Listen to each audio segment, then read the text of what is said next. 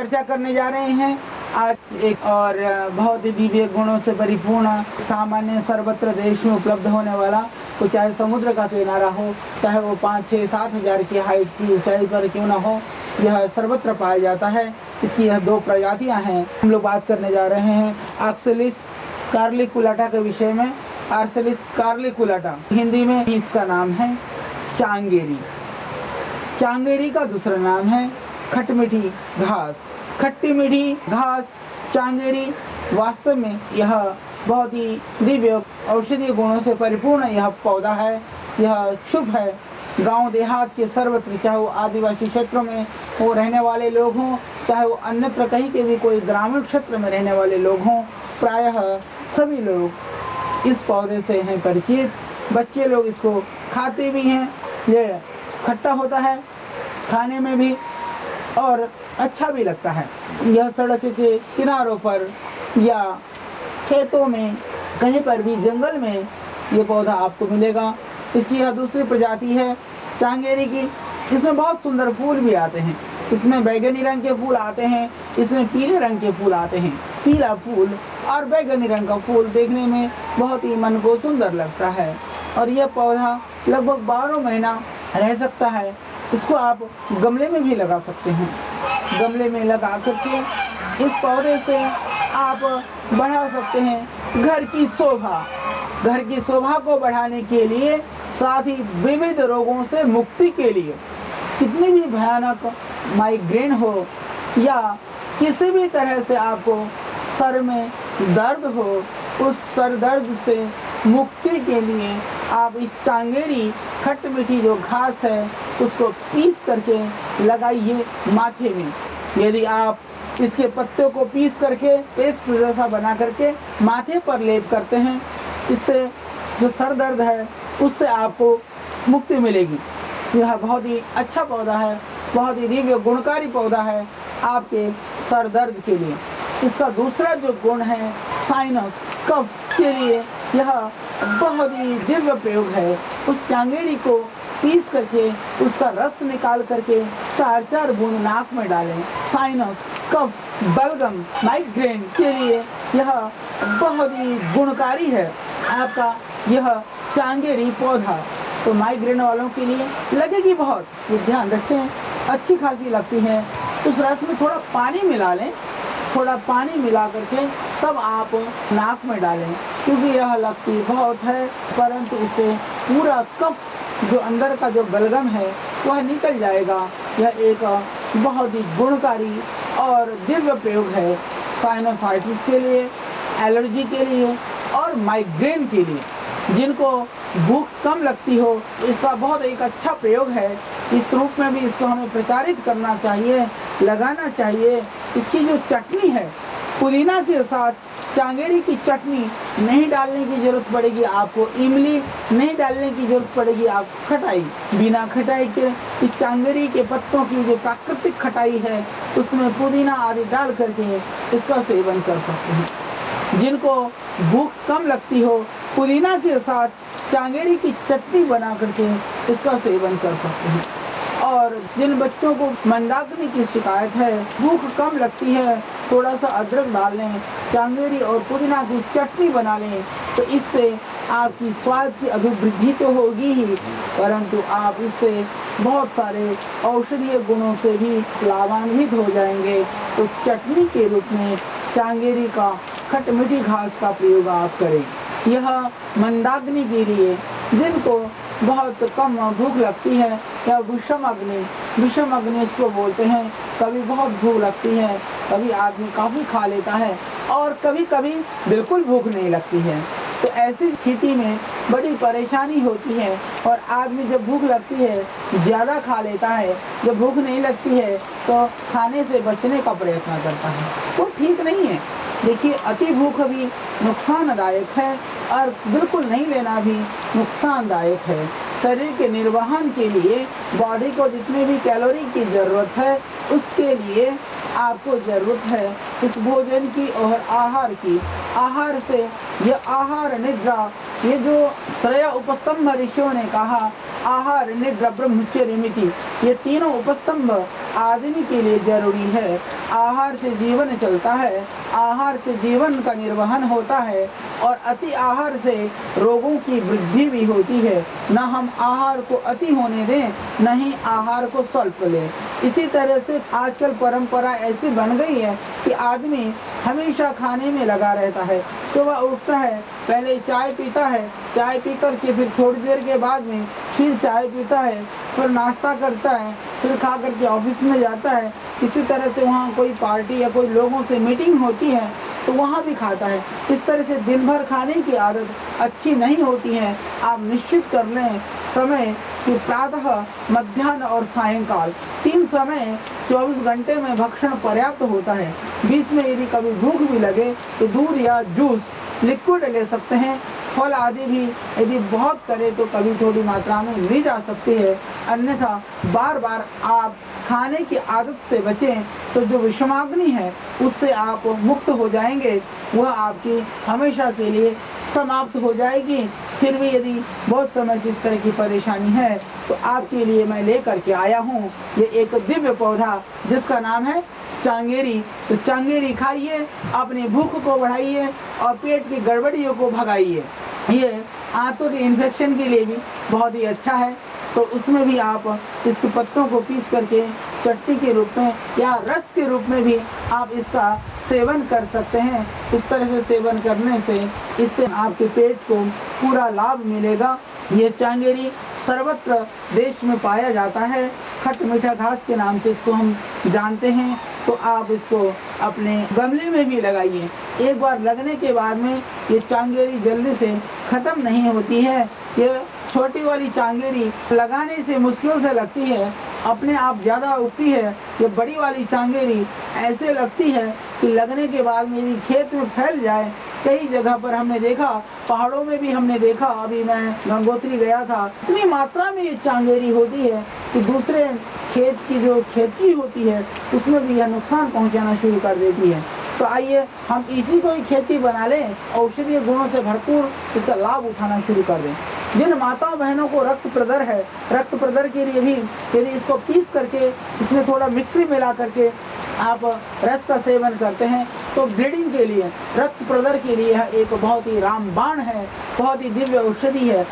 एक एक बीमारी इतना ज़्यादा कष्ट देती है, इतनी ज़्यादा पीड़ा देती है कि जिसको पीड़ा होती है उस पीड़ा को वही जान सकता है।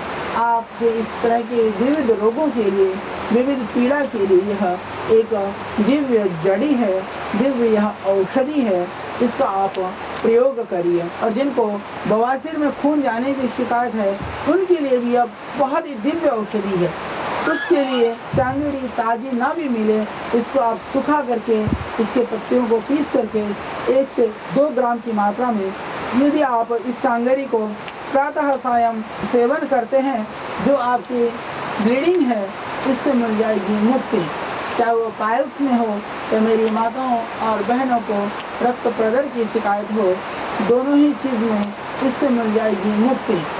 रक्त प्रदर के लिए इसमें थोड़ी सी मात्रा में आप मिश्री भी मिला सकते हैं। जो आप पाउडर बना करके रखें उसमें थोड़ी मिश्री मिला दें, या जब आप इसको ताज़ी पत्तियों को पीस करके, ताज़ी पत्तियां आप लेते हैं, थोड़ा पानी मिला करके जूस निकाल करके आप इसको पिएं।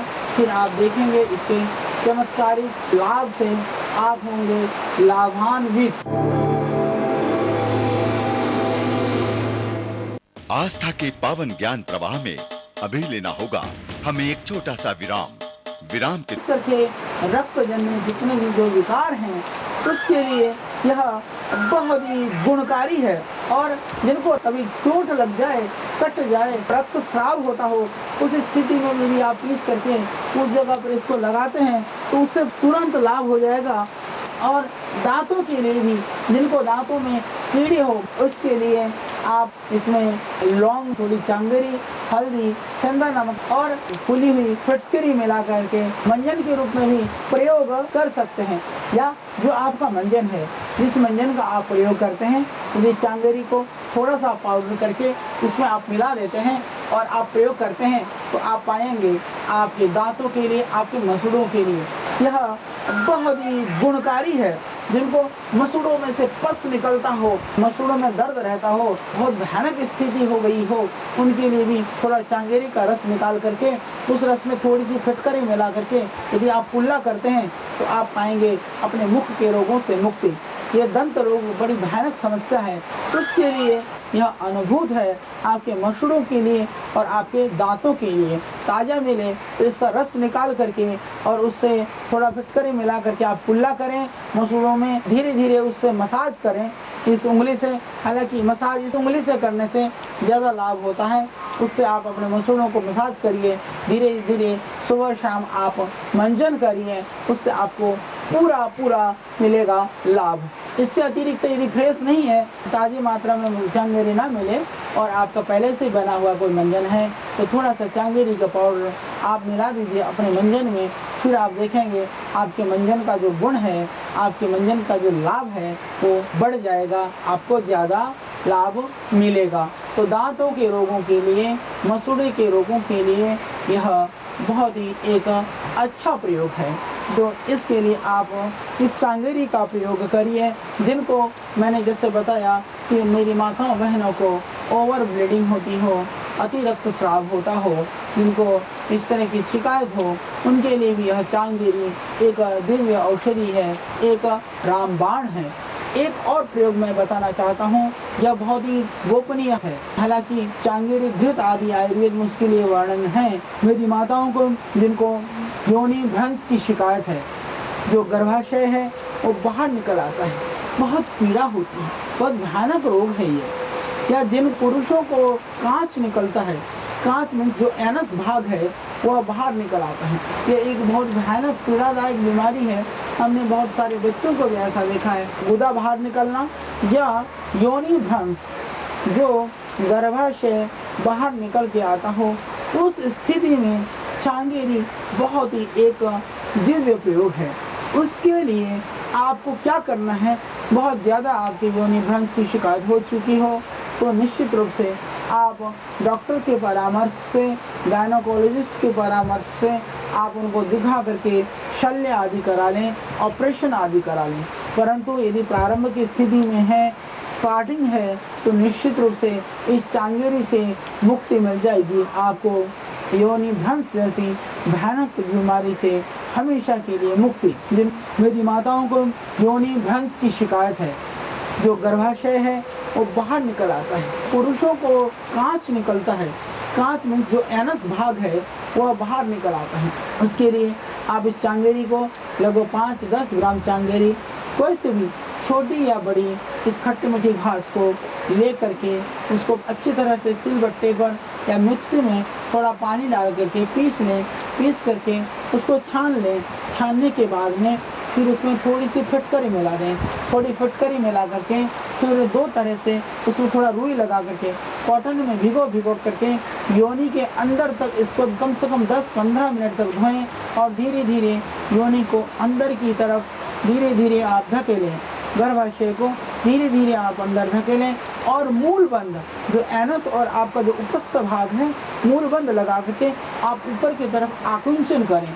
जब आप प्राणायाम करें, मेरी माता मेरी बहनें ध्यान से सुने, आप मूल बंद लगा करके प्राणायाम करें और इससे योनि का प्रक्षालन करें। इससे योनि का संकोचन होता है, जो फैली हुई योनि है, बड़ी हुई योनि है, निकला हुआ गर्भाशय है, उसको अपने स्थान पर लाने में और फैली हुई योनि को अपनी शेप और आकृति में लाने में यह बहुत ही कारगर और बहुत ही दिव्य प्रयोग है। सामान्य जड़ी होने पर भी यह बहुत ही गुणकारी प्रयोग है। जिन पुरुषों पर कांच निकला हुआ होता है, गुदा भाग निकलता है, उनको भी शौच क्रिया के बाद में थोड़ा गणेश क्रिया ये होती है। शौच के बाद में कटा हुआ आपका नाखून होना चाहिए, इस उंगली से कोई घी या तेल रख लें, थोड़ी मात्रा में रख करके गुदा भाग के अंदर की तरफ का जो मल है उसको थोड़ा सा निकाल करके रुई से या कॉटन से थोड़ा चांगेरी के रस में भिगो करके गुदा भाग में लगाएं और धीरे धीरे गुदा भाग को अंदर की तरफ धकेलें। फिर मूल बंद लगा करके प्राणायाम करें। चांगेरी के पानी से गुदा और योनि को धो करके फिर नियमित रूप से मूलबंध लगा करके प्राणायाम करना, इससे योनि का संकोचन होता है, इससे गुदा का संकोचन होता है और जो गुदभ्रंश और योनि भ्रंश जैसे जो भयानक बीमारियां हैं, जो भयानक व्याधि है, उससे आपको मिलती है मुक्ति। हालांकि ज़्यादा बढ़ने बाद ऑपरेशन से ये बीमारियां ठीक होती हैं, परंतु आप प्रारंभ में इसका प्रयोग करिए तो ये भी बहुत भयानक बड़ी हुई स्थिति नहीं है, तो इसको आपको 100% पूरा लाभ मिलेगा। योनि संकोचन के लिए यह एक आयुर्वेद की बहुत ही दिव्य और गुणकारी औषधि है। और जिनके मांस शिथिल पड़ गए हों, ढीले पड़ गए हों, हम चाहते हैं कि हमारे फेस की जो मांस लटकना शुरू हो जाता है, आजकल लोग विविध तरह की शल्य क्रियाएं करते हैं, सर्जरी कराते हैं। उन मेरी माताओं से, बहनों से और पुरुषों से भी आग्रह है कि चांगेरी के रस को निकाल करके सफ़ेद चंदन मिला करके इसको धीरे धीरे आप फेस पर मसाज करें, तो जो मांसपेशियों का सिकुड़न है वो अपने आप प्राकृतिक रूप से हो जाएगा। जो लटकी हुई जो मांस है, जो लटकी हुई जो झुर्रियाँ हैं, वो झुर्रियाँ भी इससे ख़त्म हो जाएंगे। इसमें आप सफ़ेद चंदन या बाकी जो द्रव्य हैं, जो फेशियल की तरह से आप इसका यूज़ कर सकते हैं। ये आपके अपने घर का यह एक तरह से सौंदर्य को बढ़ाने वाला और पेट के रोगों को दूर करने वाला ये एक बहुत ही दिव्य और गुणकारी पौधा है। जो मेरे जो नशेड़ी भाई हैं, जो भांग धतूरा सब चीज़ों का सेवन करते हैं, तो उनको भी यदि चांगेरी का रस थोड़ी थोड़ी में मात्रा में पिला दिया जाए तो इससे भांग का नशा जो है वह भी ख़त्म हो जाता है। धतूरे का जो नशा है उसके लिए भी यह चांगेरी बहुत ही गुणकारी और बहुत ही लाभकारी पौधा है। तो आइए इस चांगेरी को हम घर में लगाएं, देखने में भी सुंदर है, ये हरा भरा है, हमारे खेत और खलिहान में अपने आप ये उगता भी है। इस तरह की भयानक व्याधियों से मुक्ति के लिए हम इसका प्रयोग करें और अपने आप अपने घर परिवार को स्वस्थ रखते हुए इस स्वास्थ्य संदेश को हम देश के प्रत्येक मनुष्य, मैं यूँ कहूँ कि देश के अंतिम व्यक्ति तक हमें इस संदेश को पहुंचाना है। इन जड़ी बूटियों के लाभों से और गुणों से हमें सबको परिचित कराना है।